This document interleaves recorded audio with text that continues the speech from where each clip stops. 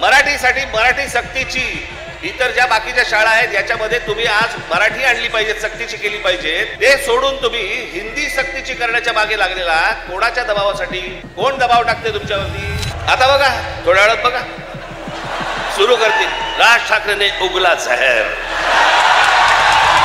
तर हे सगळे हिंदी चॅनलवाले जाणून बुजून कोणाच्या तरी सांगण्यावरून, कधीतरी स्वतःच्या मनातून, स्वतःच्या रागातून हे पेटून उठतात। हॅलो,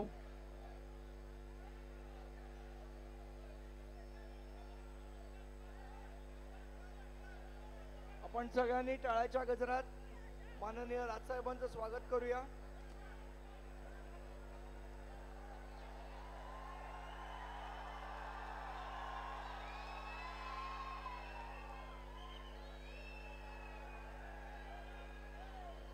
माननीय राजसाहेबांना विनंती करतो की आपण शिवछत्रपतींच्या प्रतिमेस पुष्पहार अर्पण करावा।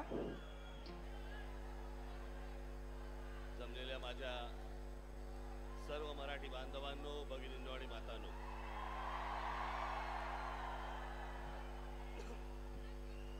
तुम्हाला काय होतंय? ऐकू येत नाहीये?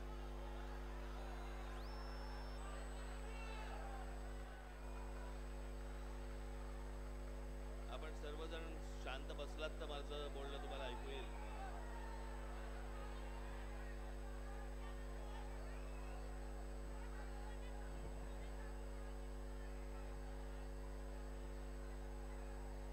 माईकच्या इकडनं कोणीतरी उठले पाहिजेत ना।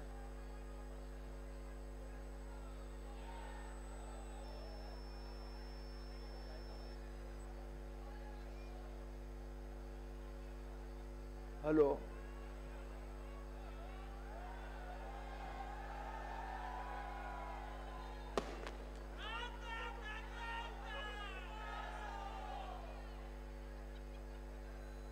आता येतं ऐकू?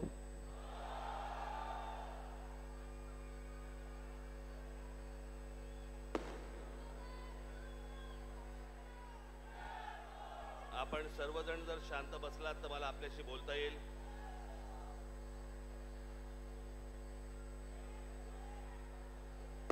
इथे बरीच गर्दी झालेली आहे।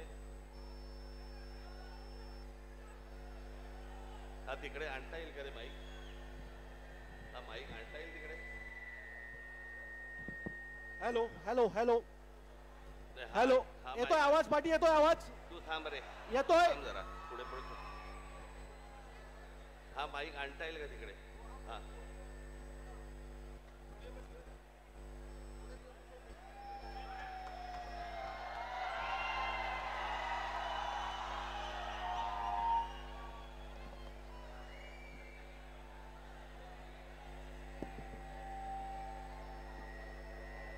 दोन दोन।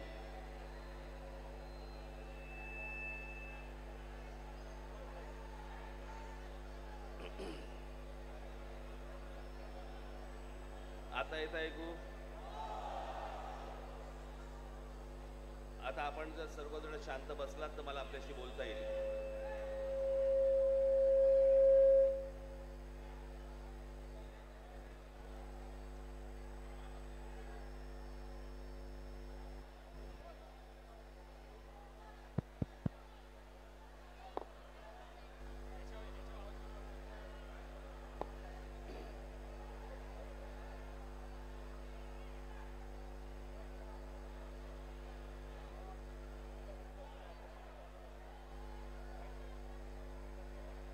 तुमचं सगळं बोलणं बिळणं थांबलं की मग आपण बोलू।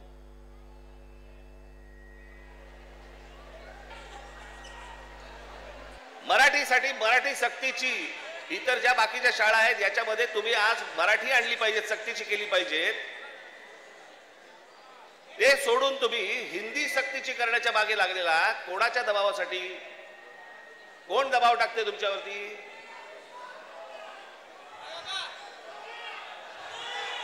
हे केंद्रामधलं हे केंद्राचं पूर्वीपासूनच आहे, काँग्रेस असल्यापासूनच आहे हे सगळं।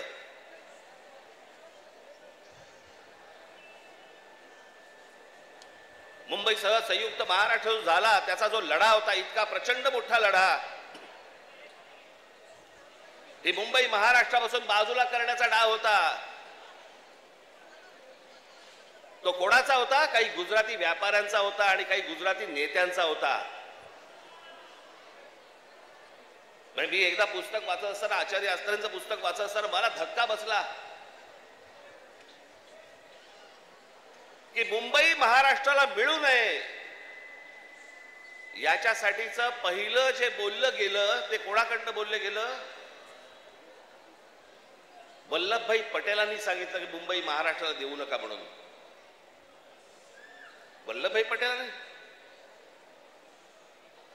ज्यांना आजपर्यंत आम्ही लोह पुरुष म्हणून मानत आलो, या देशाचे गृहमंत्री, आम्ही त्याच्याकडे आदराने आजपर्यंत पाहत आलो, तुम्ही महाराष्ट्राला विरोध केलात.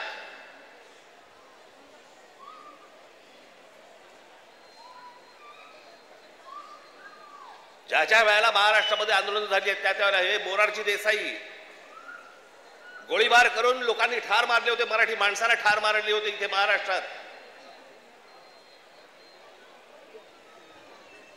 गेले अनेक वर्षांचा ह्यांचा मुंबईवरचा डोळा आहे, अनेक वर्षांचा. हे सहज नाही होते सगळ्या गोष्टी. मी त्या दिवशीच्या माझ्या भाषणामध्ये मी म्हटलं ना, हे चाचपडून बघतायत, तुम्हाला चाचपडून तपासून बघतायत की हिंदी भाषा आणली, बघू महाराष्ट्र विरोध करतोय का, बघू मराठी माणूस पेटतोय का, बघू मराठी माणूस जिवंत आहे का. आणि तो जर शांत दिसला तर हिंदी ही भाषा आणणं ही त्यांची पहिली पायरी असेल. आणि हळूहळू हळूहळू हळूहळू या सगळ्या गोष्टी करून मुंबई ताब्यामध्ये घ्यायची आणि ती गुजरातला मिळवायची, हे ह्यांचं स्वप्न आहे.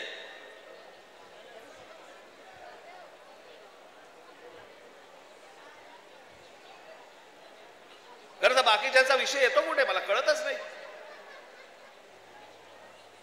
विषय भाषेचा आहे. एक जगातलं सत्य मी प्रत्येक वेळेला सांगत आलो, जगातलं सत्य, तुमची भाषा मेली आणि पायाखालची जमीन गेली की तुम्ही कोणीही नसता जगामध्ये, तुम्हाला काही अर्थ नाही. तुम्हाला कोणीही विचारणार नाही. तुमची भाषा टिकवणं महत्वाचं आहे, तुमची जमीन राखणं महत्वाचं आहे.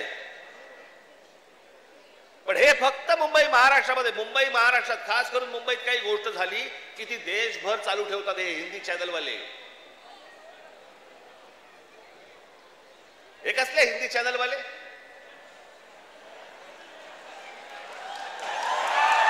हे खरं तर या सत्ताधाऱ्यांच्या चपलेखालची ढेकणं आहे ती.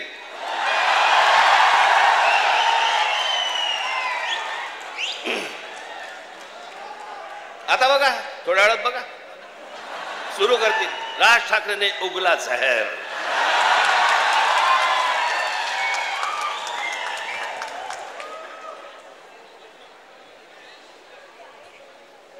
फक्त मुंबईत काही झालं, महाराष्ट्रात काही झालं तर हे सगळे हिंदी चॅनलवाले जाणून बुजून कोणाच्या तरी सांगण्यावरून, कधीतरी स्वतःच्या मनातून, स्वतःच्या रागातून हे पेटून उठतात.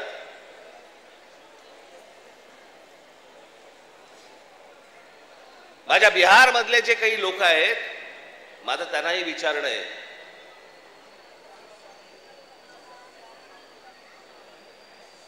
की इथे मी आता आणलंय, इथे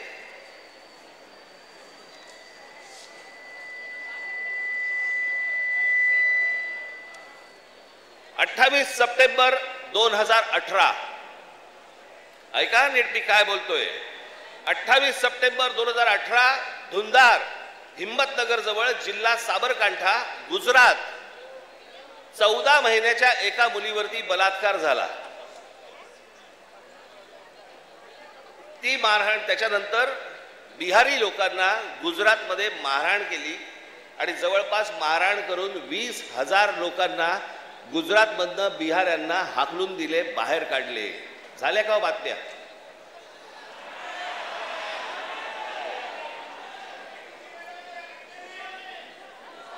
कुठेही बातम्या तुम्हाला दिसणार नाहीत. हा माणूस त्याच्यानंतर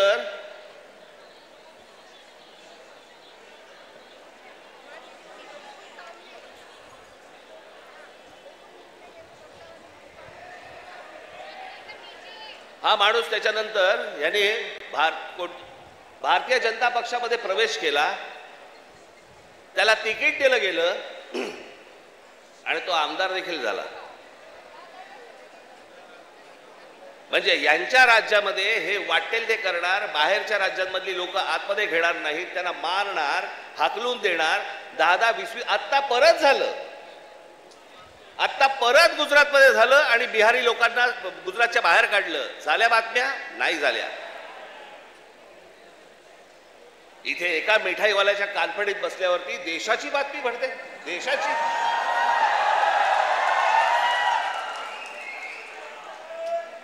देशामध्ये चित्र असं रंगवलं जातं की बघा मुंबईमध्ये, महाराष्ट्रामध्ये अमराठी लोकांना कसे मारतायत.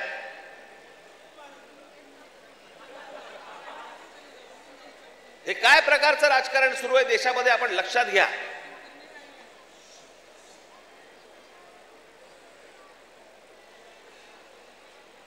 कसली कोणती हिंदी घेऊन बसलो आपण, ज्याला साधा 200 वर्षाचा इतिहास आहे. 200 वर्ष. मराठी भाषेला 2,500 ते 3,000 वर्षांचा इतिहास आहे.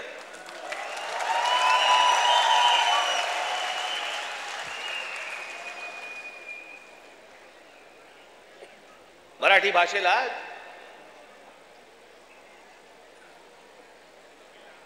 अभिजात भाषेचा दर्जा मिळाला.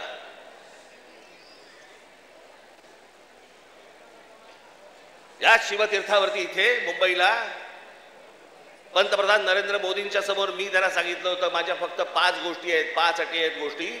त्यातली एक पहिली, मराठीला अभिजात भाषेचा दर्जा तुम्ही द्या. पंतप्रधान झाल्या दर्जा दिलाय, वर्ष झालं, 1 रुपया नाही आलाय. हिंदी भाषेला म्हणजे गंमत बघा, एखाद्या भाषेला जर समजा अभिजात भाषेचा दर्जा द्यायचा असेल तर त्याला कमीत कमी 1400 वर्ष जुनी ती भाषा पाहिजे. बरोबर? ही अट आहे कमीत कमी. म्हणजे हिंदीला अभिजात भाषेचा दर्जा मिळायला अजून 1200 वर्ष आहेत. 1200 वर्ष आहेत. आणि ती भाषा तुम्ही आमच्या लहान मुलांवरती आणि आमच्यावरती लादणार. हिंदी या भाषेमुळे हिंदी चित्रपट सृष्टीतल्या नटनट्यांचं भलं झालं, ह्याच्या पलीकडे कोणाचं भलं झालं जरा सांगा मला. साधी गोष्ट आपण पकडूया की उत्तर प्रदेश, बिहार, मध्य प्रदेश, राजस्थान इथे हिंदी बोलली जाते. मग हे लोक उठतात आणि महाराष्ट्रामध्ये नोकरीसाठी काय येतात? जर हिंदी भाषेमुळे जर तुमचंच भलं झालं नसेल आणि तुमचीच राज्य मोठी झाली नसतील आणि तुम्हाला जर दुसऱ्या प्रदेशामध्ये जाऊन जर समजा तिकडे येऊन नोकऱ्या कराव्या लागत असतील, नोकऱ्या मागाव्या लागत असतील, गुजरात सारख्या राज्यामध्ये जाऊन तिकडे जर समजा तुम्हाला मार खावा लागत असेल, हिंदीने काय भलं केलं तुमचं? कोणती भाषा घेऊन बसलोय आपण? आणि त्या भाषेसाठी म्हणून महाराष्ट्राचा मुख्यमंत्री पेटलाय. मला कारणच नाही कळलं.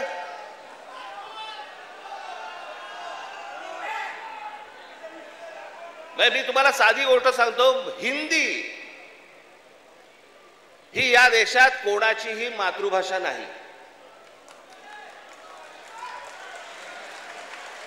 हे पहिल्यांदा सर्वांनी लक्षात घ्या.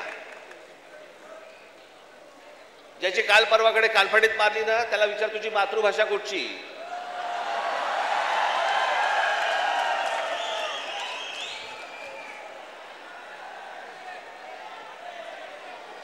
अहो, हिंदी ही इकडच्या तिकडच्या सगळ्या कडबोळ्यातनं तयार झालेली 100-200 वर्षापूर्वीची भाषा.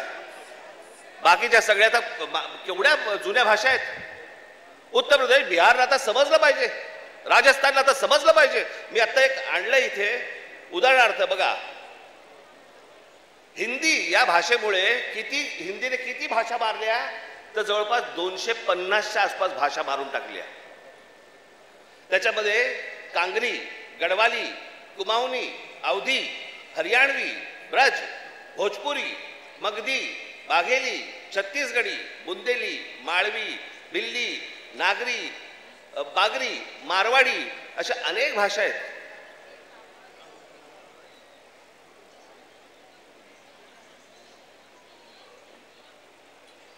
आता बिहारमध्ये ज्यांनी पहिली हिंदी ही भाषा स्वीकारली तिथे आजही 99% लोक मातृभाषा बोलतात, हिंदी बोलत नाहीत. म्हणजे अशा तर मी तुम्हाला सांगतो,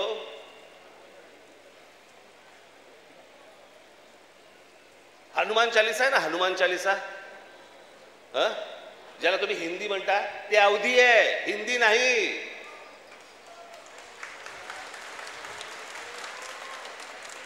पहिल्यांदा भाषा आपण नीट समजून घेतली पाहिजे. मराठी भाषेचा आपण इतिहास नीट एकदा समजून घेतला पाहिजे. पण ह्यांना भाषेवरती यांचं प्रेम नाहीये. माझं तर सगळ्या भाषांवरती प्रेम आहे.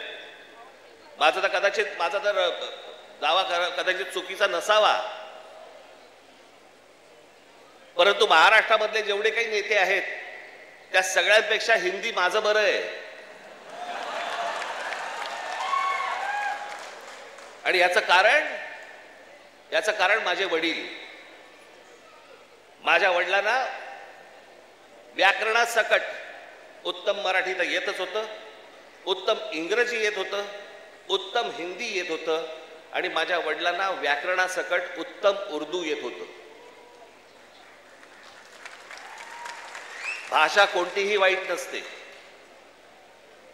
कधीच वाईट नसते. जगातली कुठचीही भाषा वाईट नसते. हिंदी ही काही वाईट भाषा नव्हे. आमच्यावर लादणार असाल, नाही बोलणार जा.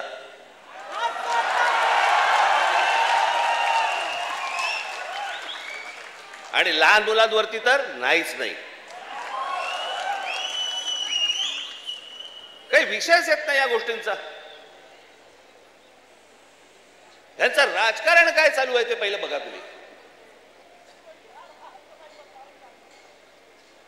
या सगळ्या गोष्टी मी तुम्हाला आत्ताच सांगतोय. मी माझ्या पत्रामध्ये पण दिलं होतं, आम्ही हिंदू आहोत, हिंदी नव्हे.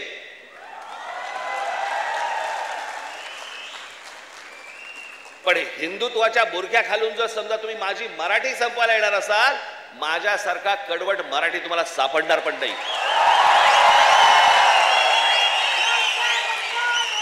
हिम्मत असेल तर हात लावून दाखवा तुम्ही. आणि हे सगळं षडयंत्र तुम्ही नीट समजून घेतलं पाहिजे. षडयंत्र मुंबईला जर हात लावायचा असेल तर या ठिकाणचे सगळ्या मीरा भाईंदर पासून तिथे पालघर पर्यंतच्या सगळ्या जेवढ्या मतदारसंघ आहेत, हे मतदारसंघ ह्यांना अमराठी लोकांचे करायचे.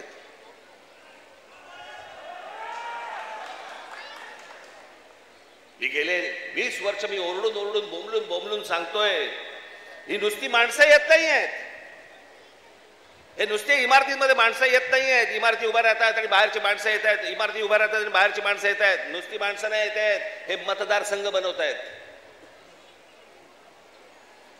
हे मतदारसंघ बनवून तुम्हाला हटवणार, तुम्हाला लांब लांब फेकून देणार.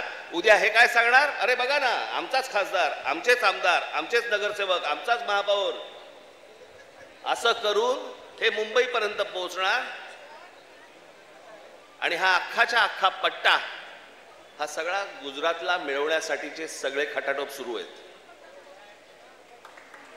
हे आज नाही, हे पूर्वीपासून सुरू आहेत. पूर्वी त्यांनी तर जाहीररित्या सांगितलं होतं, पण आता कसं आहे, आता हे लपून छपून हळूवार पद्धतीने या सगळ्या गोष्टी सुरू आहेत. हे काय षडयंत्र हे आपण नीट ओळखा, हे समजून घ्या. हा सहज आलेला माज नाही. हे ज्या तुमच्या अंगावरती येतात आणि तुम्हाला सांगतात नाही मराठी नाही बोलणार, आम्ही नाही बोलेंगे, हा जो माज आहे ना, हा माज तिथून आलेला आहे. तिथून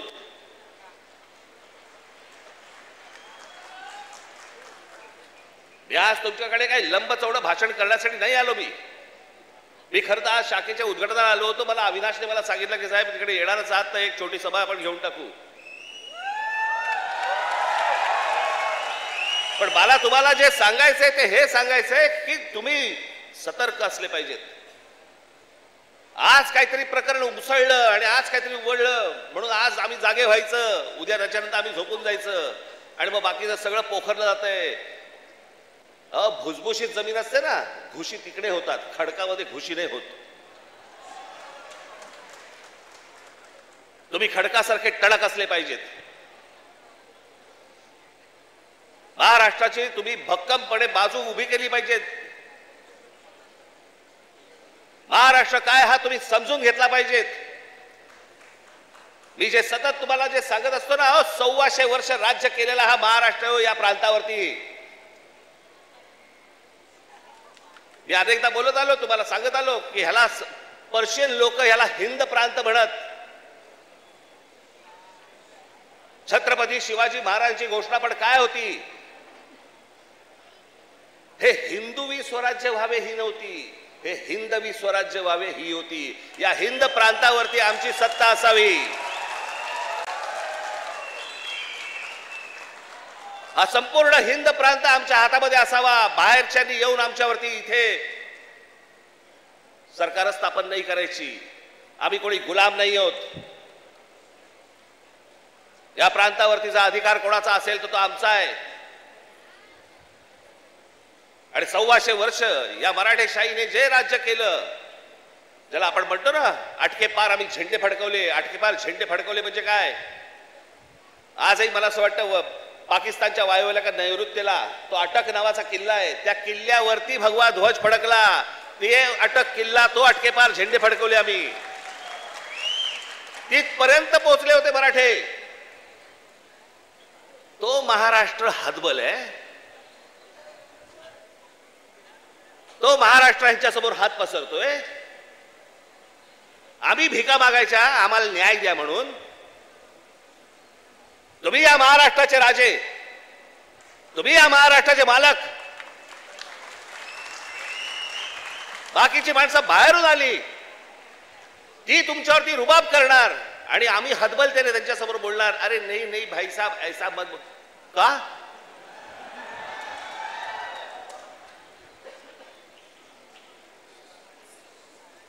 स्वतःहून काही करायची आपल्याला गरज नाहीये. पण जर अशा प्रकारे मास घेऊन जर समजा कोणी अंगावरती आला, ठेचायचा म्हणजे ठेचायचाच.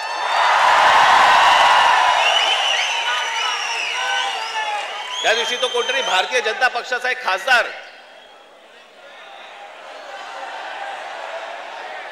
कोणतरी दुबे नावाचा, कसा काय बोलला, मराठी लोगों को हम यहां पे पटक पटक के मारेंगे. झाली का हो केस त्याच्यावरती? हिंदी चॅनल वाल्यांनी दाखवलं का? पुढे चालवलं का? काही नाही. बघा कसं असतात, कसे असतात ते बघा. तू आम्हाला पटक पटक के मारणार? दुबे, दुबेलाच मी सांगतो, दुबे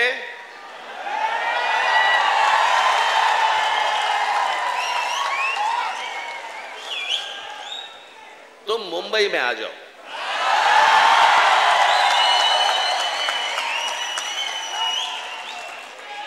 मुंबई के समुंदर में डूबे डूबे कर मारेंगे.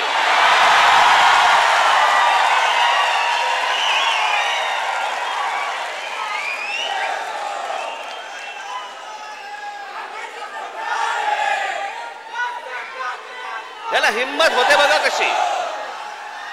तुम्ही जर काही बोललात तर त्याची राष्ट्रीय बातमी होते. तुम्ही जर कुठची अमराठी माणसाबद्दल काही गोष्ट बोललात ती राष्ट्रीय बातमी. पण हे ज्यावेळेला बोलतात त्यावेळेला त्यांना माहिती असतं सरकार आमच्या मागे आहे.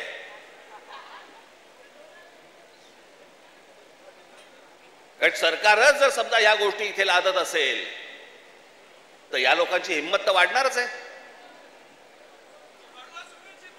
एक गोष्ट त्या दिवशी मी सांगितली, पुन्हा एकदा सांगतो, तुमची सत्ता असेल ती लोकसभेमध्ये आणि विधान भवनामध्ये. आमची सत्ता रस्त्यावरती आहे, रस्त्यावरती. काय नाही, 56 इंचाची तुम्ही पण छाती बाहेर काढून फिरा. हा महाराष्ट्र आहे, तुमच्या बापाचा महाराष्ट्र आहे.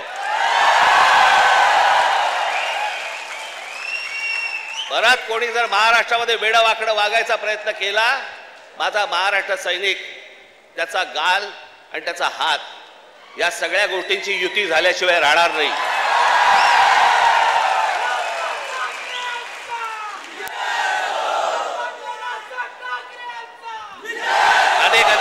अनेक ते आता सरकारी पत्रकार असतात, काही बेरोजगार पत्रकार असतात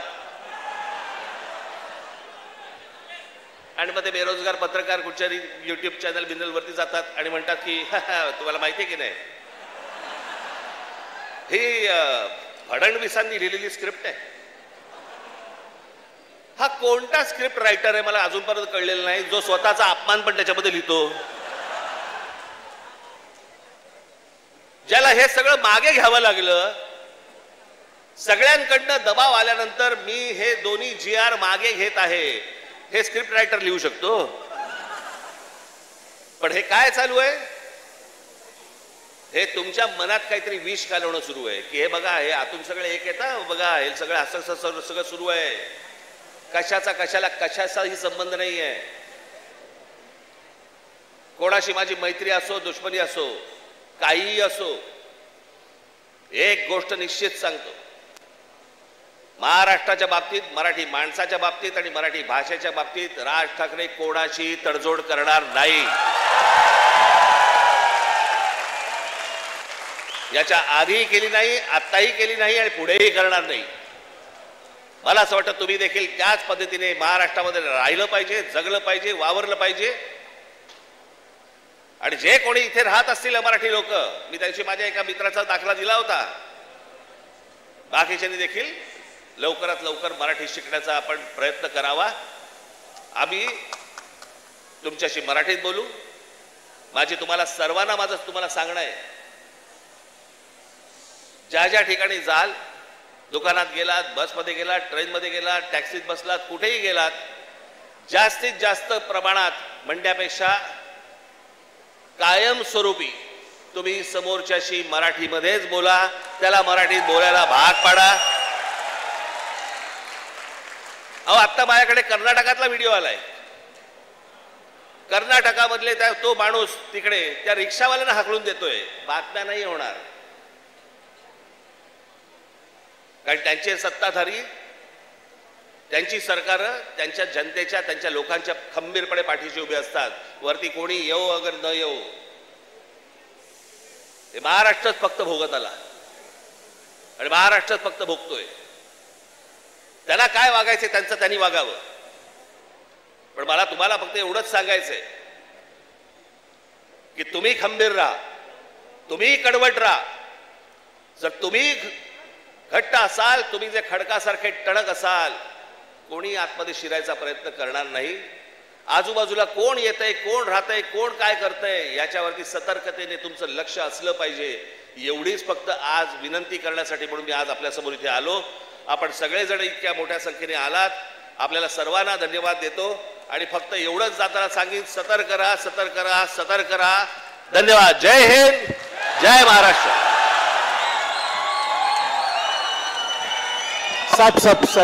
मीरा भाईंदर शहराचे शहराध्यक्ष संदीप राणे हे शहराच्या वतीने सन्माननीय साहेबांचा सत्कार करतील. संदीप पटकन.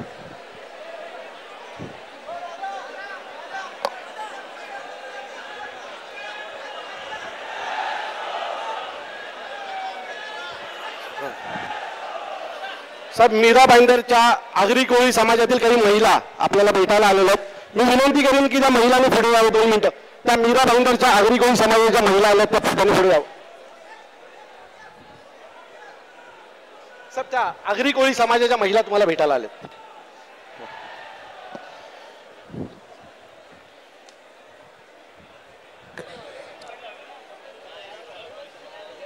चेक. Hello, check. चेक.